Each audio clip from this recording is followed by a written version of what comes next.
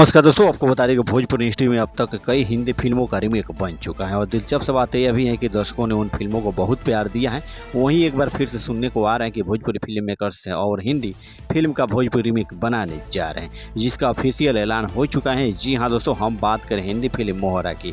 इस फिल्म का भोजपुरी रीमेक बना है, जिसमें भोजपुरी के power star Pawan Singh lead role में नजर आएंगे। तो आइए विस्तार से आपको इस फिल्म के बारे में डिटेल्स में बताते हैं। जी हाँ दोस्तों, सब कुछ जानकारी देंगे इस वीडियो में, तो वीडियो में लास्ट तक बने रहिएगा। जी हाँ दोस्तों, बता दें कि भोजपुरी के पावर स्टार पवन सिंह इन दिनों अपने नए गानों की वजह से खूब वाहवाही लूट रहे हैं। जी हाँ दोस्तों, बता दें कि वहीं पवन सिंह के नए गाना स्त्री 2 फिल्म के लिए गाया गया है। वहीं बता दें कि जो कि यूट्यूब पर नंबर 1 ट्रेंड कर रहा है। वहीं दोस्तों बात करें, एक तरफ जहाँ पवन सिंह का ये गाना धमाल मचा रहा है, तो वहीं दूसरी तरफ पवन सिंह की नई फिल्म का ऐलान कर दिया गया है, जिसका नाम है मोहरा।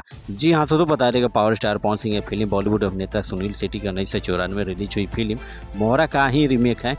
जी हाँ दोस्तों, आपको बता दें कि हिंदी वर्जन में सुनील शेट्टी नजर आए थे, वहीं भोजपुरी वर्जन में पवन सिंह लीड रोल में नजर आएंगे। वहीं दोस्तों दूसरी बात की जाए तो पवन सिंह ने अपने सोशल मीडिया हैंडल पर फिल्म मोहरा को लेकर जानकारी दी है। उन्होंने मूर्त पूजन की कुछ तस्वीरें साझा की और कैप्शन में लिखा कि मोहरा नई फिल्म शुरुआत है।